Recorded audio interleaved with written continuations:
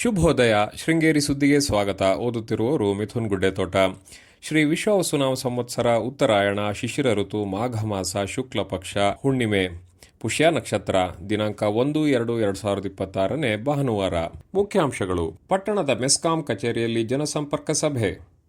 ಸುದ್ದಿಯ ವಿವರ.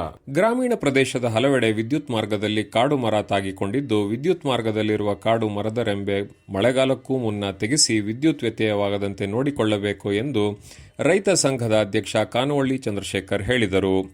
ಪಟ್ಟಣದ ಮೆಸ್ಕಾಂ ಕಚೇರಿಯಲ್ಲಿ ಶುಕ್ರವಾರ ಏರ್ಪಡಿಸಿದ್ದ ಜನಸಂಪರ್ಕ ಸಭೆಯಲ್ಲಿ ಮಾತನಾಡಿದರು. ಬೇಸಿಗೆಯಲ್ಲಿ ರೈತರ ವಿದ್ಯುತ್ ಮೋಟಾರ್ಗೆ ಹಗಲು ವೇಳೆ 3 ಫೇಸ್ ವಿದ್ಯುತ್ ನೀಡಬೇಕು. ರಾತ್ರಿ 3 ಫೇಸ್ ನೀಡಿದರೂ ರೈತರು ತೋಟಕ್ಕೆ ತೆರಳುವುದು ಕಷ್ಟಕರವಾಗಿದೆ. ಕಾಡು ಪ್ರಾಣಿ ಕಾಟ ವಿಪರೀತವಾಗಿದ್ದು, ರೈತರು ಜಮೀನಿಗೆ ತೆರಳುವುದು ಕಷ್ಟವಾಗಿದ್ದು, ಪರೀಕ್ಷೆ ಸಂದರ್ಭದಲ್ಲಿ ವಿದ್ಯುತ್ ಕಡಿತ ಮಾಡಬಾರದು ಎಂದು ಮನವಿ ಮಾಡಿದರು. ರೈತ ಸಂಘದ ಚನ್ನಕೇಶವ ಮಾತನಾಡಿ, ಕಳೆದ ತಿಂಗಳು ವಿದ್ಯುತ್ ಬಿಲ್ ನಿರೀಕ್ಷಿತ ಬಿಲ್ಗಿಂತ ಅಧಿಕವಾಗಿ ಬಂದಿದ್ದು, ಮೆಸ್ಕಾಂ ಬಿಲ್ ಸರಿಪಡಿಸಿಕೊಡಬೇಕು ಎಂದರು.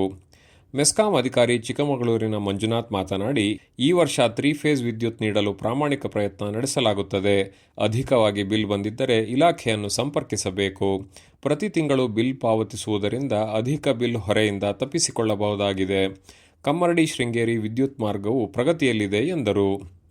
ಸಭೆಯಲ್ಲಿ ಇಲಾಖೆಯ ಸಿದ್ದೇಶ್ವರ್, ದೀಪಕ್, ಹೇಮಂತ್, ಕೃಷ್ಣಾನಂದ, ಲಿಂಗಣ್ಣ ಇತರರು ಇದ್ದರು. ಪಟ್ಟಣದಲ್ಲಿ ಫೋಟೋ ಸ್ಟುಡಿಯೋ ನಡೆಸುತ್ತಿದ್ದ ಅವಿವಾಹಿತ ಅಶ್ವಥ್ ಆಚಾರ್ಯ, ವಯಸ್ಸು 30, ತಮ್ಮ ಮನೆಯ ಸಮೀಪದ ತೋಟದಲ್ಲಿ ಶವವಾಗಿ ಪತ್ತೆಯಾಗಿದ್ದಾರೆ. ವಿದ್ಯಾರಣ್ಯಪುರದಲ್ಲಿ ಮನೆಯ ಹಿಂಭಾಗದಲ್ಲಿ ಭಾನುವಾರ ಬೆಳಗ್ಗೆ ಮೃತನ ತಾಯಿ ತೋಟಕ್ಕೆ ಹೋದಾಗ ಮಗನ ಶವ ಕಂಡುಬಂದಿದೆ. ಇದು ಆತ್ಮಹತ್ಯೆ ಅಥವಾ ಕೊಲೆಯಾಗಿರಬಹುದೇ ಎಂಬುದು ಪೊಲೀಸ್ ತನಿಖೆಯಿಂದ ತಿಳಿದು ಬರಬೇಕಾಗಿದೆ. ಪ್ರಕರಣ ಸ್ಥಳೀಯ ಠಾಣೆಯಲ್ಲಿ ದಾಖಲಾಗಿದೆ. ಛಾಯಾಗ್ರಾಹಕರ ಸಂಘದ ಅಧ್ಯಕ್ಷ ಅರುಣ್ ಹಾಗೂ ಸದಸ್ಯರು ಸಂತಾಪ ವ್ಯಕ್ತಪಡಿಸಿದ್ದಾರೆ. ಇಂದಿನ ಕಾರ್ಯಕ್ರಮ. ಹಿಂದೂ ಸಮಾವೇಶ. ಸಾನ್ನಿಧ್ಯ ಹರಿಹರಪುರ ಮಠಾಧೀಶ ಶ್ರೀ ಸಚ್ಚಿದಾನಂದ ಸ್ವಯಂ ಪ್ರಕಾಶ ಸರಸ್ವತಿ ಸ್ವಾಮೀಜಿ. ಅಧ್ಯಕ್ಷತೆ ಸಮಾವೇಶ ಆಯೋಜಕರ ಸಮಿತಿ ಅಧ್ಯಕ್ಷ ಚೋಳರಮನೆ ಪ್ರದೀಪ್. ಸ್ಥಳ ಕಲ್ಕಟ್ಟೆ ಶ್ರೀ ರಾಘವೇಂದ್ರ ಸ್ವಾಮಿ ಬೃಂದಾವನ. ಸಮಯ ಮಧ್ಯಾಹ್ನ 2:30.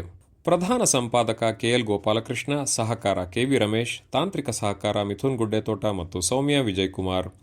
ಜಾಹೀರಾತು ಹಾಗೂ ಪ್ರತಿಕ್ರಿಯೆ ನೀಡುವವರು. ಶೃಂಗೇರಿ ಸುದ್ದಿ ಕೇಳಲು ನಿಮ್ಮ ಹೆಸರು ವಾಟ್ಸ್ಆಪ್ ಸಂಖ್ಯೆಯನ್ನು 9448843831ಗೆ ವಾಟ್ಸ್ಆಪ್ ಮಾಡಿ. ವಂದನೆಗಳು.